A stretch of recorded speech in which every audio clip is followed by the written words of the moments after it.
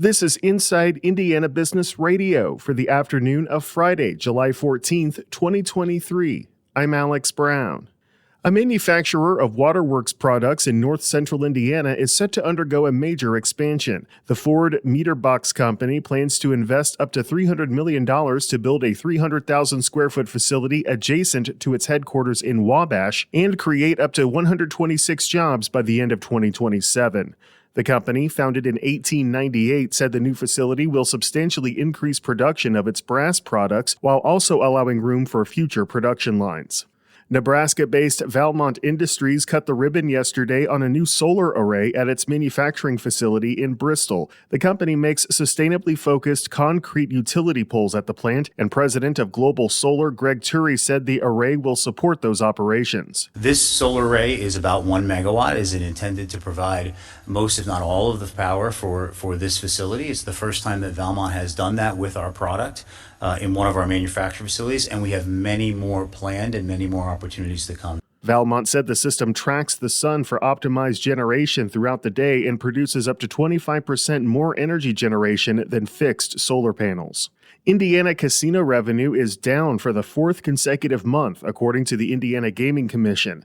The state's 12 casinos reported $183.6 million in revenue in June, down 2.7% from June 2022. Analysts from PlayIndiana.com report casinos near the Illinois and Ohio borders saw the greatest declines, possibly a symptom of greater competition after Indiana's neighbors in Ohio legalized sports betting this year. From the number one source for Indiana business news, this is Inside Indiana Business Radio. For 25 years, we've had the honor of telling the story of Indiana business. More than 1,300 shows, 8,000 interviews. We've traveled from Valparaiso to Versailles, Fort Wayne to Fort Branch, and everywhere in between. And we are just getting started. Our team is passionate about Indiana business because your story is worth telling. Join us every week as we travel the state to bring you Indiana's story. Inside Indiana Business, 25 years and counting. A Chinese fast fashion retailer, which has major operations near Indianapolis, is facing a lawsuit that claims the clothing maker's copyright infringement is so aggressive it amounts to racketeering. The filing this week claims that Shein is in violation of the Racketeer Influence and Corrupt Organizations Act, better known as RICO, a law originally crafted to prosecute organized crime. In an organized effort to create as many as 6,000 new items per day, Shein uses a, quote, Byzantine shell game of a corporate structure to rip off designers, a coordinated illegal operation that can best be combated through the use of RICO statutes, according to the lawsuit.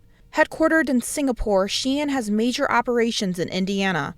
In summer 2022, the company opened its 659,000 square foot Midwest distribution hub in Whitestown and announced plans for a second 550,000 square foot warehouse on its Boone County campus. Shein expects to boost employment at the site from about 750 to 1,400 by the end of 2025.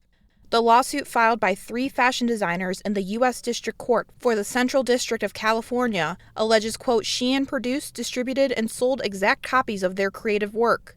The designers are seeking unspecified damages and want injunctive relief to prevent further racketeering activity. Kate Sharon, Inside Indiana Business Radio. Indianapolis-based Eli Lilly and Company announced today it has agreed to pay up to nearly $2 billion to acquire Boston-based biopharmaceutical company Versanis Bio, which focuses on the development of treatments for cardiometabolic diseases, including those related to obesity. Under the agreement, Versanis will receive an undisclosed upfront payment and additional payments if it fulfills certain development and sales milestones that would bring the acquisition total to $1.93 billion. Lilly said the deal is subject to customary closing conditions but did not say when it expected to close. South Bend-based First Source Bank announced yesterday that former chairperson Ernestine Racklin has died at the age of 95. Racklin, who led the bank for more than 20 years, is also remembered as a philanthropist and community leader. She's the youngest daughter of E.M. Morris, who helped organize the merger that created what would become First Source Bank in the 1930s, according to the South Bend Tribune. First Source said Racklin was the first woman in the country to chair a local United Way chapter, serve on the United Way of America's National Board of Governors, serve as a University of Notre Dame trustee, and sit on the boards of First National Bank of Chicago, NIPSCO, and the St. Joseph County Chamber of Commerce, among others. Racklin and her late husband, O.C. Carmichael, were also instrumental in the formation of Indiana University South Bend, which named its School of the Arts after her. Visitation and a memorial service are set for Tuesday. IU women's basketball coach Terry Morin is this week's guest on the Business and Beyond podcast with Gary Dick, presented by PNC, a weekly conversation with high-profile Hoosiers in business, sports, and entertainment, and beyond. Available now from your favorite podcast provider. I'm Alex Brown for Inside Indiana Business Radio on Demand.